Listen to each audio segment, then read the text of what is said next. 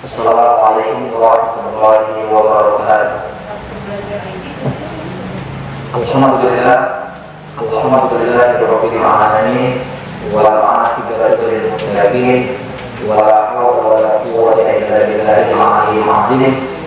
Wa subhanallahi la ilaha illa ma 'allamtana innaka antal alimul hakim wala haula wala quwwata illa billahil aliyyil azim.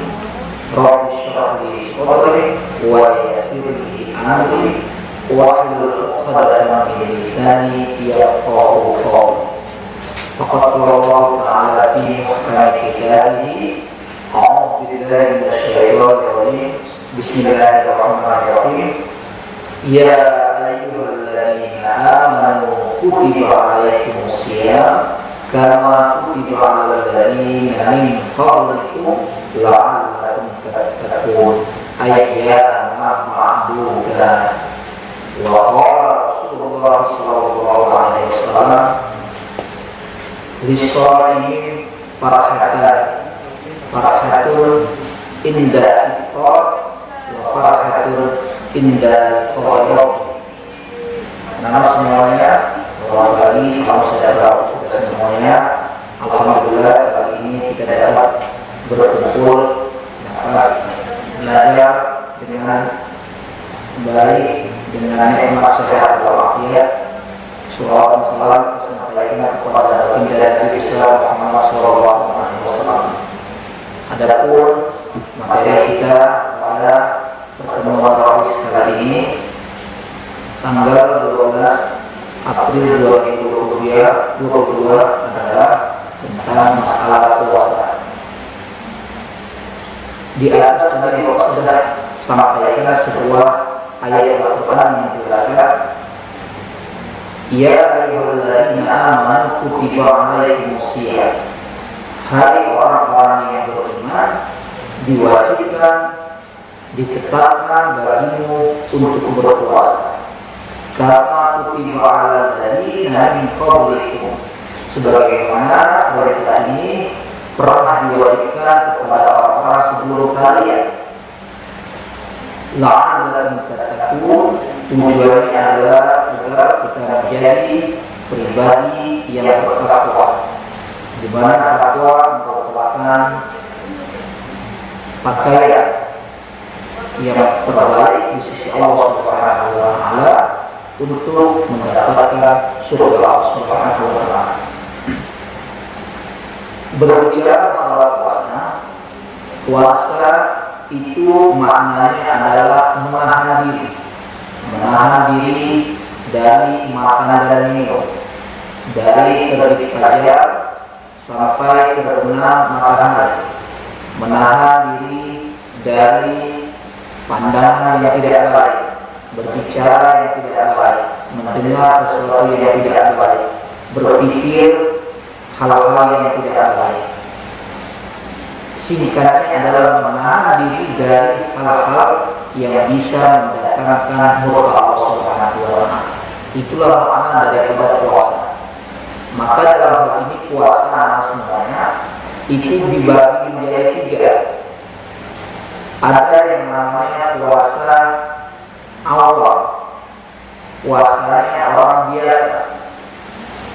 Puasanya orang biasa menurut para ulama adalah dia menahan diri dari tidak makan dan tidak minum dari terbit fajar sampai terbenam matahari. Nah, inilah dimaknai puasanya orang biasa. Yang sampai kita puasa seperti ini, dia bisa menahan dirinya tidak makan, tidak minum, tidak jima dari terbit fajar sampai terbenam matahari. tapi mulutnya, telinganya, matanya, pikirannya, perilakunya ya, masih tidak bisa tertahan dari hal-hal yang tidak baik. Bahkan di dalam melaksanakan perintah pun dia masih suka lalai, tidak sholat dan lain sebagainya. Ini puasanya orang awam. Biasanya puasanya biasa-biasa saja. Ada yang kedua, pembagian puasa itu disebut dengan puasa khas, yaitu tingkatan yang nomor 2 khas namanya, yaitu bukan hanya sekedar menahan diri dari tidak makan, tidak minum, tidak jima bagi yang berkeluarga dari terlalu sampai kita menahan diri, tapi melainkan dia juga menahan matanya untuk memandang yang tidak baik, menahan telinganya untuk mendengarkan sesuatu yang tidak baik, dan lain sebagainya. Anggota tubuhnya itu tahan pikirannya untuk tidak bermaksiat kepada Allah Subhanahu wa Ta'ala. Mudah-mudahan kita termasuk puasa yang tingkatan nomor 2, puasanya orang khas, orang khusus. Ada lagi yang terakhir atau yang pembagian nomor 3 adalah puasa khawas. Nah, ini tingkatannya mungkin agak tinggi. Apa itu? Yaitu dia bukan hanya sekedar meninggalkan makan dan minum, bukan hanya sekedar mencegah anggota badannya, panca inderanya untuk melakukan hal-hal yang bisa menentang atau mendatangkan murka Allah Subhanahu wa Ta'ala, tapi hatinya senantiasa tersambung, terkoneksi dengan zikir kepada Allah Subhanahu wa Ta'ala. Jadi selama 24 jam atau selama dia lagi berpuasa, hatinya tidak pernah sedetik pun berpaling daripada mengingat Allah Subhanahu wa Ta'ala. Ini puasa yang tingkatannya tertinggi. Itu puasanya para wali, para nabi, para rasul. Kita cukup yang nomor 2 saja, yaitu menahan diri, tidak makan, tidak minum, kemudian menahan dari berbicara yang tidak baik, berdusta, menggibah, mendengarkan berita yang tidak benar, melakukan tindakan yang mendatangkan murka Allah Subhanahu wa Ta'ala, serta menjaga dari perintah-perintah Allah Subhanahu wa Ta'ala. Jadi menahan diri dari makan, minum, kemudian mata, telinga, mulut kita misalnya yang suka berbicara yang tidak benar, kemudian akal kita, pikiran kita, hati kita dijaga dari hal-hal yang diharapkan oleh Allah Subhanahu wa Ta'ala, serta kita menunaikan perintah Allah Subhanahu wa Ta'ala dengan baik dan benar. Maka ini disebut di dalam sebuah hadis Nabi sallallahu alaihi wasallam, man shoma Ramadan imanan wa ihtisaban ghufira lahu ma taqaddama min dzambi. Barang siapa yang berpuasa landasannya iman, karena iman kepada Allah Subhanahu wa Ta'ala, meyakini akan adanya Allah Subhanahu wa Ta'ala dan balas yang nanti akan diberikan oleh Allah pada orang yang berpuasa, wa ihtisaban, serta dalam perhitungan dengan ilmu. Ini melaksanakan puasa itu dengan ilmu. Wahtisyarat itu juga bermakna ikhlas, tidak untuk yang lain, melainkan semata-mata hanya kepada Allah Subhanahu wa Ta'ala. Maka bahasanya ghufira lahu ma taqaddama min dzambi, diampuni oleh Allah Subhanahu wa Ta'ala dosanya yang telah lalu. Maka setelah Ramadan berakhir, dia layak disebut Idul Fitri, orang yang kembali kepada fitrah. Allah Subhanahu wa Ta'ala itu Maha Rahman, Maha Pengasih, Maha Rahim, Maha Penyayang. Dia mengetahui dan memahami manusia itu tidak terlepas daripada kesalahan, kehilapan. Kullu bani Adam khata'un. Setiap anak manusia itu punya potensi salah. punya potensi lupa, salah, sehingga terkadang dia bisa bermaksiat kepada Allah Subhanahu wa taala. Wa khata at-tawwab. Tapi kata Allah, kata Rasul, sebaik-baik orang yang bersalah itu adalah orang yang mau kembali kepada Allah, orang yang mau memperbaiki dirinya, mau bertobat kepada Allah Subhanahu wa taala.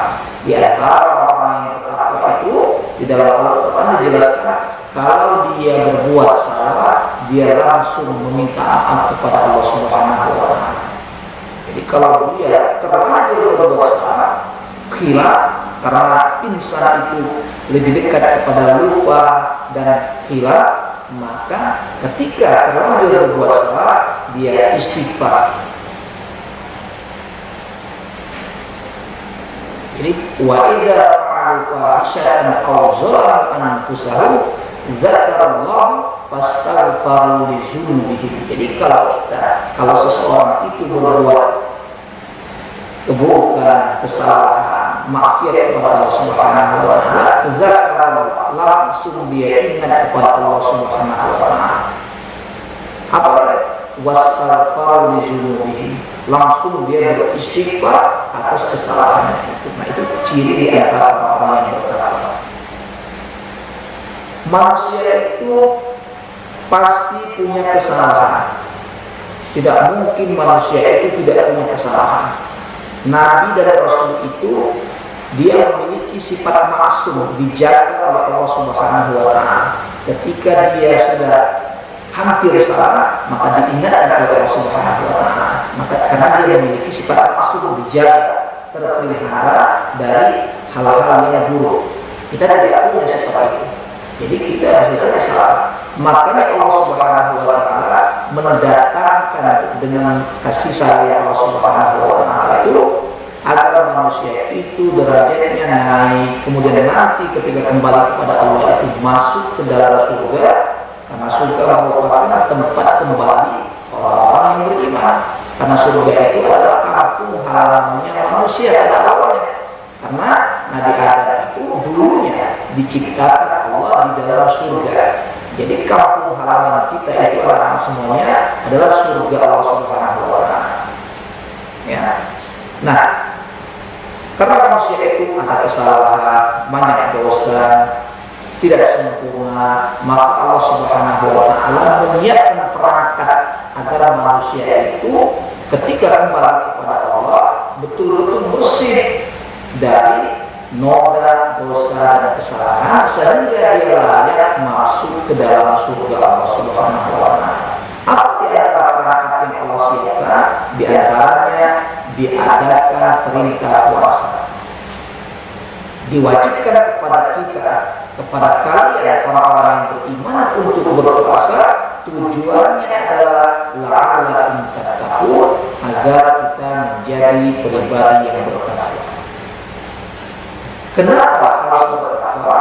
Karena orang yang bertakwa adalah orang yang dijanjikan Allah untuk memasuki surga. Al-jannatu wa'idal muttaqin. Surga itu diperuntukkan bagi hamba-hamba Allah yang bertakwa. Ini merupakan kasih sayang Allah. Kemudian diberikan fasilitas di dalamnya. Diberikan bulan Ramadan, di mana bulan Ramadan merupakan bulan yang sangat mulia. Kemudian tidak cukup di situ. Di dalamnya, bila kita melakukan yang sunnah, maka pahalanya disamakan seperti melakukan yang wajib. Kalau kita melakukan yang wajib, dilipat gandakan. Kemudian amalan-amalan di bulan Ramadan itu banyak, sholat malam, qiyamul lail, puasanya, itu semuanya punya potensi pahala yang besar di sisi Allah Subhanahu wa taala. Tujuannya agar manusia itu menjadi pribadi yang bertakwa. Jadi mari kita maksimalkan sebulan ini, bulan puasa ini, bulan Ramadan ini, sebulan penuh ini dengan praktek-praktek atau latihan-latihan mengendalikan diri, menjaga lisan, membiasakan untuk beramal soleh, baca Quran, sholatnya ditingkatkan, amalan Ramadannya yang lain itu ditingkatkan, soal-ohnya, baca Qurannya, sholat malamnya, duhanya, puasanya dia menjadi puasa yang berkualitas, paling tidak yang tadi yang tingkatkan nomor 2. Maka mudah-mudahan ketika kita keluar dari bulan Ramadan ini, kita disebut oleh Allah Subhanahu wa Ta'ala orang-orang yang bertakwa. Jadi dilatih kita, ya, dilatih. Nanti hasilnya itu bisa diterapkan di 11 bulan berikutnya. Setelah Ramadan, dari Syawal kemudian sampai kepada Sya'ban tahun depan, maka praktik 1 bulan yang kita lakukan di bulan Ramadan ini nanti hasilnya bisa dilihat 11 bulan berikutnya. Jadi ketika orang melalui Ramadan dengan maksimal, dengan iman, dengan ikhlas, wahtisaban sebagaimana yang disebutkan dalam hadis, maka ketika keluar dari dalam dia mendapatkan predikat Idul Fitri, orang-orang yang bertakwa yang dijanjikan baginya surga Allah Subhanahu wa Ta'ala, serta 11 bulan berikutnya maka perilakunya akan dituntun oleh praktek-praktek atau pelajaran-pelajaran yang telah diajarkan selama Ramadan. Dia menjadi orang yang sabar, menjadi orang yang disiplin, menjaga lisannya. Di dalam pandangan agama, di antara ciri orang beriman itu kalau dia bicara benar, kalau tidak bisa benar, lebih baik diam. Man kana yu'minu billah, di antara ciri orang beriman itu kalau dia berbicara benar, punya manfaat, bermanfaat. Kalau tidak bisa, diam. Ya, makanya sukutul mu'min ibadah. Jadi diamnya orang yang beriman itu ibadah.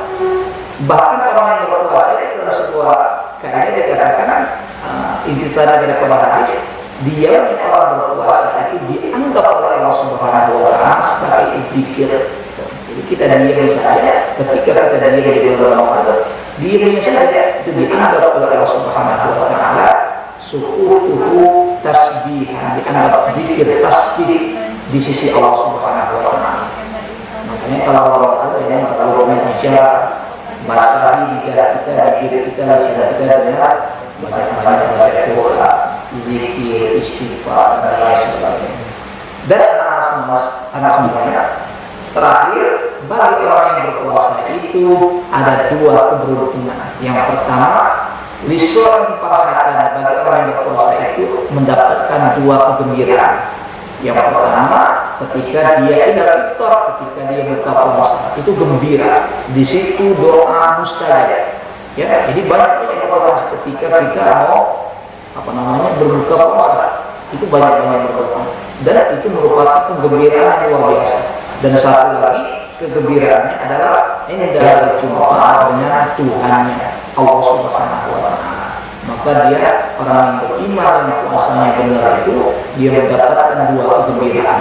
Tapi kalau nggak puasa, ketika mau buka ya nggak biasa saja, ya kan? Coba kalau puasa, kalau kita puasa benar puasanya, ketika udah mendekati maghrib itu girangnya luar biasa, gembira kita, semangat, ya. Tapi kalau tidak puasa ya biasa-biasa saja. Dan yang terakhir kata Nabi, nanti ketika dia bertemu dengan Allah Subhanahu wa Ta'ala, dengan melihat langsung Allah Subhanahu wa Ta'ala, ya, dia itu akan menjadikan dia kegembiraan yang luar biasa. Dalam Al-Quran Allah Subhanahu wa Ta'ala, barang siapa yang beriman, beramal soleh, maka nanti dia akan bertemu dengan Tuhannya. Anak semuanya, itu saja mungkin yang bisa Bapak sampaikan dalam kesempatan kali ini. Pesannya adalah mari kita maksimalkan Ramadan dengan amaliyah, baca Quran, sholat tarawihnya, sholat wajibnya dan lain sebagainya, agar betul-betul Ramadan kita maksimal sehingga kita bisa disebut oleh Allah Subhanahu wa Ta'ala tergolong orang-orang yang bertakwa yang akan meraih keberuntungan. Itu saja, mohon maaf jika ada kesalahan. Usikum wa nafsi bi taqwallah. Wassalamualaikum warahmatullahi wabarakatuh.